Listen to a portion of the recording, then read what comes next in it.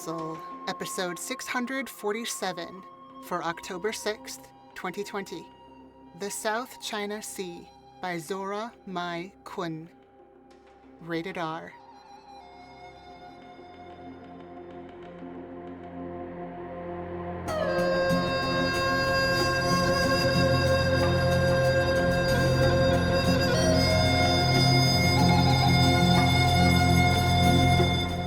Hello, and welcome to PodCastle. I'm your host, Setsu Uzume. Today's story was previously published in the Genius Loci anthology, and it was both written and will be narrated for you by Zora Mai Kun. Zora Mai Kun is a genderqueer Vietnamese writer whose short stories, essays, and poems can be found in The Sea is Ours, Genius Loci, The Spirit of Place, POC Destroy Science Fiction, Luminescent Threads, Connections to Octavia Butler, Strange Horizons, Terraform, Glitter Ship, Mithila Review, and Quelly Journal. Their website will be in the show notes.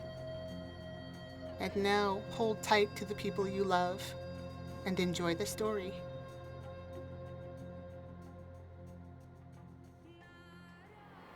The South China Sea by Zora Mai Kun.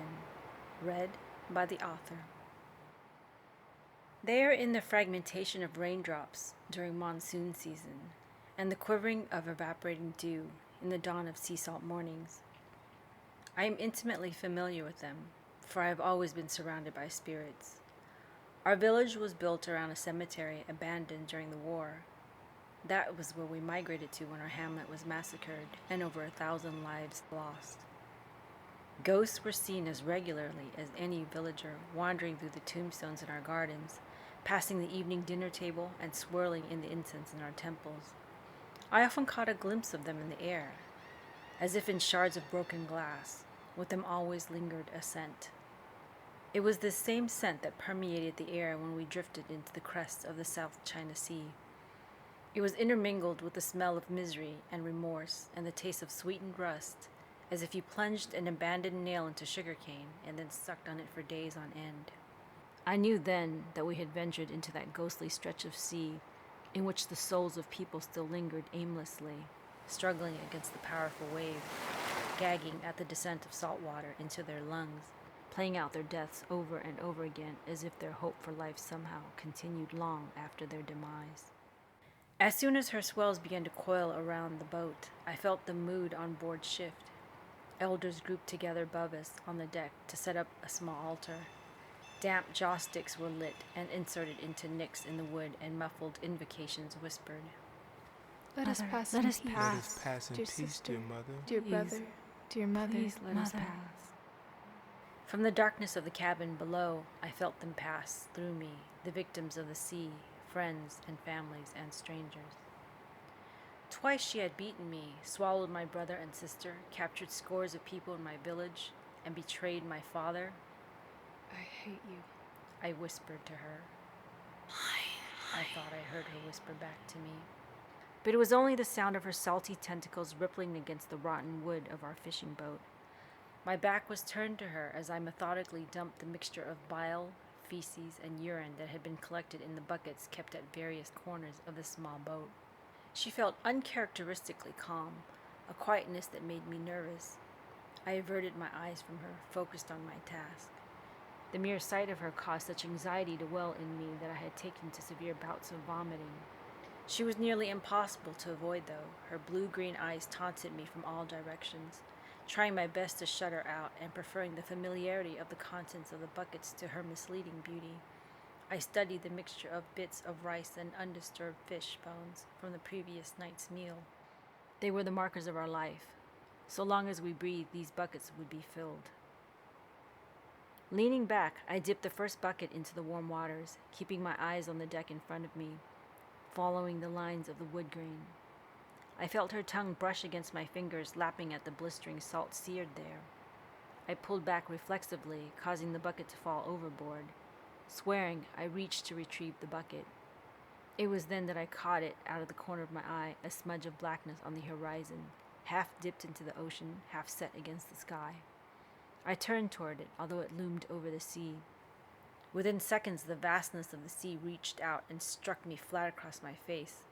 A wave of nausea overwhelmed me as I was flooded with visions of my brother and sister devoured whole in our second attempt to escape Vietnam, and the faces of children shallow and starving, in the arms of their mothers who held them above water as they themselves were slowly pulled down, their legs entangled in the sea's slimy tresses.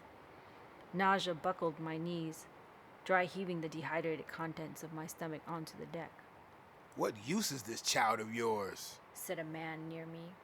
He gave me a disdainful look and then turned to seek out my mother, whom everyone had paid with blood and gold for the passage on our family's small rickety fishing boat. His scan of the deck was stopped short at the black mass that was once nothing more than a stain in the corner of the sky. It was gaining size as if it was absorbing the sky, the clouds and the oceans around it. Row! Row the other way! My mother yelled. But that would take us back. But the oncoming blackness motivated all hands. People rowed back towards the country we had fled. Try as we might, though, we could not travel as fast as the patch was growing. I felt paralyzed as I watched it consume everything around me, blanketing us in darkness. With it came a deafening howl, and the stench of sweetened rust filled my senses, pungent and sharp. But the black void brought something different, the distinct musk of human sweat perspired in desperation. At one time I had loved the sea.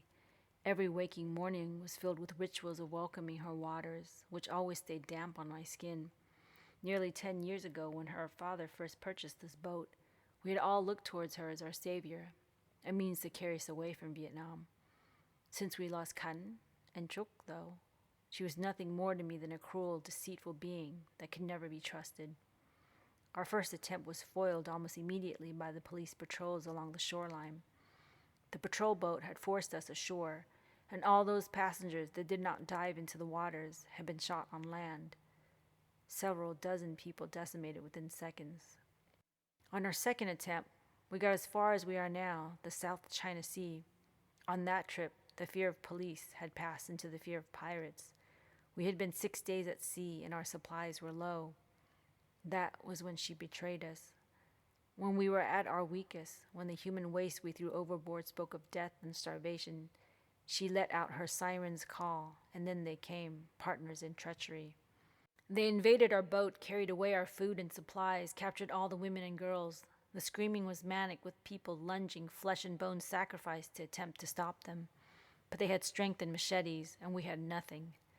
It became a nightmare that ran on repeat in my head. My brother had charged at 2 men who had grabbed my sister. For this, the sea clambered up and claimed him. As they dragged us onto their ship, I grabbed my sister and dragged her overboard. The sea promptly pulled us down until we were both under our boat. I felt her hand loosen from me in the same instant that my consciousness slipped from me. When I awoke, I was lying on the deck, the sound of sobs all around me, my sister gone. My mother hovered above me, her graying hair disarrayed around her face. The body of my father, his face bearing the sharp laceration of a machete, in her arms. Despite all this, or in spite of it, 3 years after burying our father, we began anew, recruiting the same families that had once lost members with us. What else did we have to lose? Many thought we were cursed. All the more reason to flee. We had 2 choices: a country that had lost all respect for human rights, or the sea with her unpredictable melodies. Which was more treacherous? We chose the sea. On this third trip, only 25 people came with us. The boat felt oddly spacious, as if each individual had at least 5 extra inches of space in which to breathe. In past attempts, we had crammed 100 people into our tiny fishing boat. Every inch of space on the boat had been filled with a body, often sitting on top of each other, the hope of escape overriding the need for personal space. 200 total for both attempts. Fewer than 75 survived those, only to return to Vietnam, where they languished in prison for the treasonous act of attempting to escape. My mother and I were the last of our family of 5. We had nothing left to lose but each other. With no light, there were no markers of the days. Time rolled into itself, hour after hour, minute after minute, second after second, until it became irrelevant. We had among us a single box of matches and a few candles.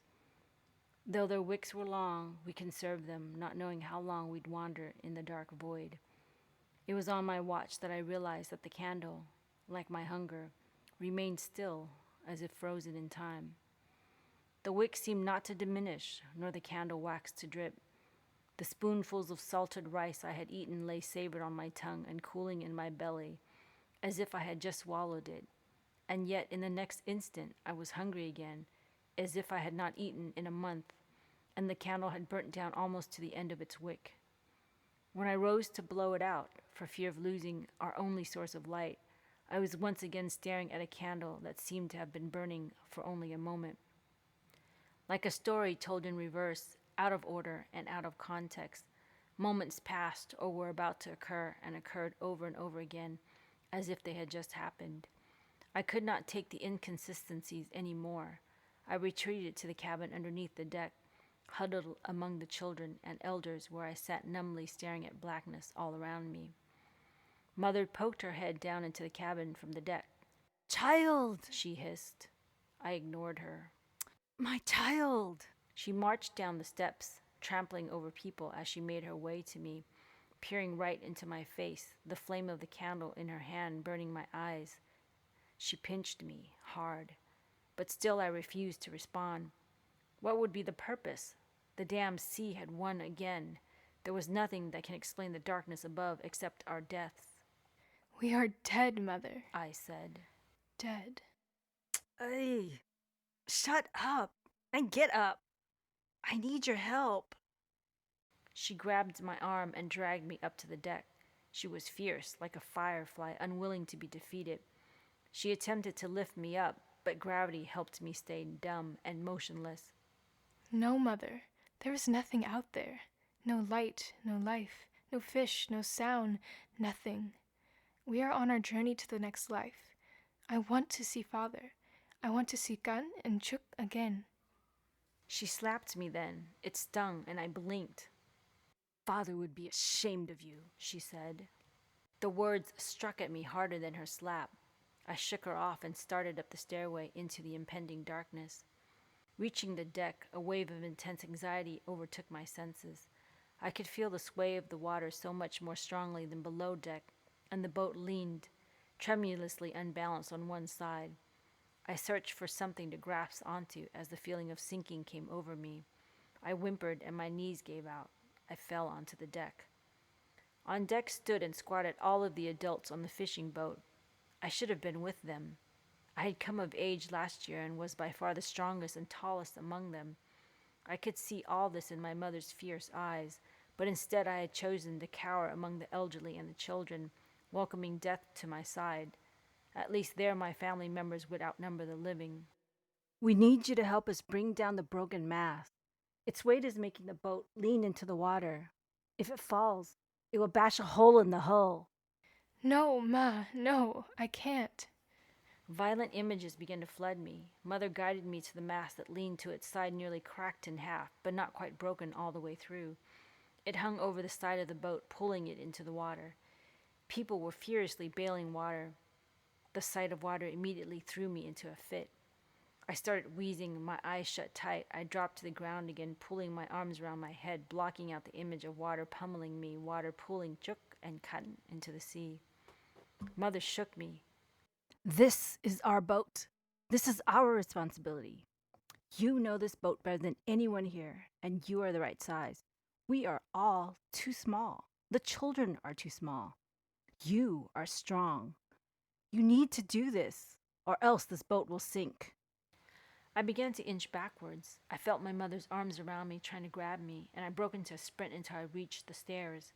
Before she could catch me, I made my way back down to the corner of the cabin where I pressed myself against the children there. Mother did not return. I sat with the children and elders and we listened as the adults shouted commands above us. I clamped my hands over my ears, shutting out their voices, shutting out my cowardice. Then came yells and screams that I couldn't shut out, and a heavy splash onto the water. The boat rocked and shook as footsteps stomped on the deck, running back and forth. Then more shouts and splashing before a sudden, chilling silence. We all looked up. towards the opening, even though the darkness was so profound that we could see nothing. Then I heard my mother's wail. A pang of guilt stabbed at me, and I bolted up the stairs onto the deck, reckless of the wrenching in my belly. A frantic man accosted me. This is your boat. We paid you to take us on this hellish trip. Get up and do something, or you'll see your mother die. What kind of ungrateful child are you? Pushing him aside, I ran onto the deck. For the first time since the darkness had descended upon us, the deck was completely illuminated with a bright light that seemed to come out of nowhere. The strong smell of sweet iron filled my nostrils, and a chill seeped into my bones.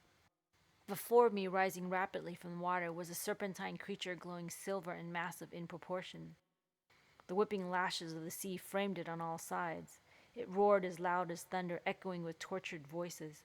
At the very top of the beast was the face of a man, a small and severely disproportionate to the rest of the creature's body. Thin as a skeleton, the hollow of the man's cheeks caved inward while his mouth distended unnaturally. He reached two long arms down towards Mother, who was hanging onto the tip of the broken mast, a butcher's knife poised in her hand. Mother! I screamed, remorse vibrating violently on my tongue as I realized that she sat where I was supposed to be, doing what I had refused to do. I scrambled up the mast, attempting to reach her. Several men and women grabbed oars and hacked at the monstrosity. With each strike, limbs sprouted along the monster's torso, arms, legs, and hands distended from its trunk. Mother stabbed her knife at the man, reaching down towards her. I inched closer to her, but the sweat and slime of the sea and my own anxiety created a slippery coat on the mast, forcing me to slide down. To accompany the disjointed limbs, faces emerged from the beast's body, each grotesquely pulled back as if stretched too far. They peered at us, screaming words that were blended one into each other. Their voices dripped of grief and sorrow, speaking of the dream we all had, of escape, of freedom. Faces wavered in and out, faces I knew well. Nia, Tui, Ngauk, Bin, Kan. Kun? Mother, it's Kun? I caught Mother's confused expression. In that moment, a man directly in front of me pierced his oar deep into the creature, sinking it between the faces of two villagers that had once lived side by side, both lost to the sea in our last attempt to escape. Their faces scrunched up in pain. For an instant, their voices became clear, calling my mother by her name. Different tones, different dialects, different pitches, but all the same name. Mother wrapped herself around the broken mast. The arms of the man at the top of the creature elongated, grabbing Mother, tearing the broken mast from the boat. The boat swayed backwards, sending everyone on deck tumbling. Mother's face twisted in pain as her torso and legs were swallowed by the mutilated human appendages, the trail of a tear etching a faint scar along her cheek. Within seconds, she disappeared into the creature. Almost as suddenly as it appeared, it sank swiftly into the water, taking its glow deep into the abyss, leaving us shrouded in total darkness. Once again, I had been inches away when the sea stole someone from me. I stood and screamed out at her with all the rage in my being. Give her back to me! For durations I cannot remember the instances of my mother's disappearance, of arriving on deck to see her perched on top of the mast, of staring at the tumble of arms and legs and tormented faces, replayed itself out of order.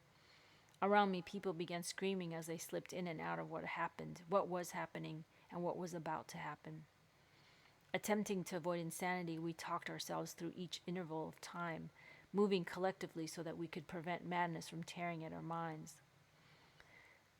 When I could grab cognizance of the now, it felt as if I was taking a seat within my own body. As soon as confusion passed us, and it was evident that we were in the present, someone would shout, Now! Everyone would throw themselves into motion, trying to get as much done as possible, preparing food, feeding the children, the various tasks of staying alive. Everything we did became paramount to losing our minds. We became more and more cognizant of when we were, of the instant moment, and when we would fall out of it. I sharpened oars and created makeshift weapons. I darted back and forth from the deck to the cabin to check on the children who ran in circles, unable to cope with the ever-changing slippages in time, and the elders who sat holding their heads. What's happening to us? They moaned to each other. Excrement, urine, and bile lay strewn haphazardly in the cabin. No one cared any more to use the buckets, their minds a field of havoc. I packed the raw pieces of their innards into the buckets, feeling the familiar comfort of their stench relaxing me in between intervals of my own memory lapses. It came again several times again. Each time we fought it off, our sharpened oars piercing through it, and each time it claimed more members of our boat. The last time it came, the deck was full of children and elders. Our inattention to hygiene in wake of all that had happened had started to produce sores on the skin of the children. Children were brought up to be bathed with salt water. The same was done for elders. It was in this instance, when every child was on deck and running about naked, glistening, salty, and clean, and elders were being escorted upstairs, that the sweet stench of iron filled the air. It's coming! I yelled. The children were rushed downstairs, and the elders were carried one by one into the cabin below. Those on deck grabbed their makeshift weapons and readied themselves. A roar broke from the waters of the sea, and rising once again in a pitiful wail was the creature framed by a tidal wave of water. Voices screamed from within the wave, arms reached out, and faces pressed forward, changing between expressions of grief and happiness. Each face cried the name of a person on board, and random limbs and fingers reached out, brushing up against our skin, attempting to grab us. Then a woman's face emerged, soft and flattened, beautiful almost. Staring down on the deck, she wailed, Grandmother! And reached her arms out to an elder who had been left behind. The elder screamed up at the woman, sobs coming from out of her chest and crest. "My child! My child!" she cried. Her arms reached out to the woman. No! I yelled, running to block the girl's descent. "I want to go with her!" sobbed the elder. The girl's face flitted in and out of distortion until she looked just as she did when I last saw her. It was our second attempt. She had jumped, like me, like Kun. The sea had grabbed her. I remembered her face sinking below the water. Moi. I said. Moi was your name. She smiled then, and it was neither unnatural nor terrifying. Before I could stop her, the elder jumped up and grabbed Moi, pulling her back onto the boat. Arms reached out to cling onto the elder. We pulled her back onto the deck, but her hold on Moi was steadfast. She pulled until Moi fell onto the deck, and behind her tumbled a line of people who had held onto Moi's legs. More people squeezed through the beast's torso, trying to follow Moi. "Grab them! Grab them!" yelled the elder as she reached for the faces that appeared from the creature, pulling at arms and hands. Her strength seemed amazing. One by one, people tumbled, children, infants, adults, crying, smiling, relief thick in their voices. I dropped my oar and grabbed at arms and faces. Others stared at us in horror, but when the bodies of people, naked and smiling, appeared, they all joined in, pulling more and more bodies out of the creature. Oars were dropped, knives were thrown into the sea, and the boat became a clamor of arms reaching out to grab at hands, fingers, toes, hair. I called out the names of my family. Kun? Juk? Mother! I heard myself echoed in the voices all around me as people yelled out the names of loved ones they had lost. One by one, they tumbled from the creature that hovered over our boat. The creature shrank and slimmed with each person that we pulled out, transforming back into nothing more than a tidal wave dangling frozen above our boat. Then a face emerged, a face I knew like the back of my hand. Kun, my sister. I grabbed her. She fell onto me, bursting into sobs, burying her face into my neck, her hair long and twining about her body. From within the wave, we had pulled out nearly 100 people. We sat like sardines on the deck, passing a candle back and forth, identifying faces, calling out names. I sat staring at my brother and my sister, as my mother held on to them both. Beyond them were the faces of people dear to me, people I had passed every day in our village, people I had convinced myself to forget because missing them was too painful. Voices continued forever into the darkness as people spoke, whispered, cried about a haven, the sea's safe harbor. Had it been like this all this time, that the sea had been a solace for lost souls all along? Going back and forth between trying to catch glimpses of my family and the wavering movement of the candle, I curled my fingers into the sea. In the sheath of the darkness, I made my peace with her. When the darkness parted, fading into the soft blush of dawn, the fear that had plagued us all left us suddenly as it had came. Screams and yelps of relief broke out as sunlight filtered through the darkness. Though I hid my face, I knew the sea was opening all around me. The musical lapping of her waves were drowned out only partially by the celebratory cacophony of the passengers. Fearing an episode, I drew my attention to the deck, focusing on the ragged, worn lines of the wood as it trailed old stories. I drew down closer to it, squatting until all I could see was feet. I watched the interplay of small feet with big feet, heavy feet, tiny feet, all walking, running, jumping, dancing. A familiar hand rested on my back, then a head, gray hair falling into my face, tears soaking warm on my torn shirt. She came into full view, and I remembered how beautiful my mother was. I wrapped myself around her, becoming a child again.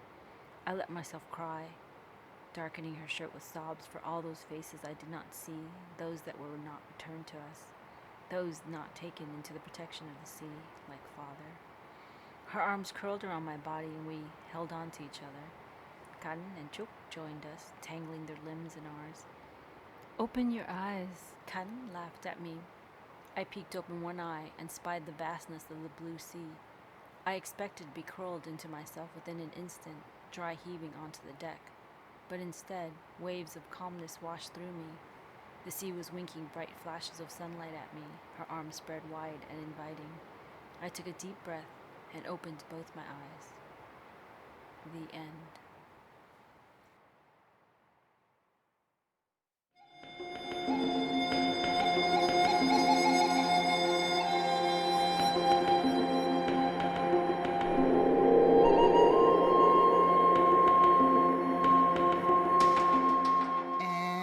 Welcome back.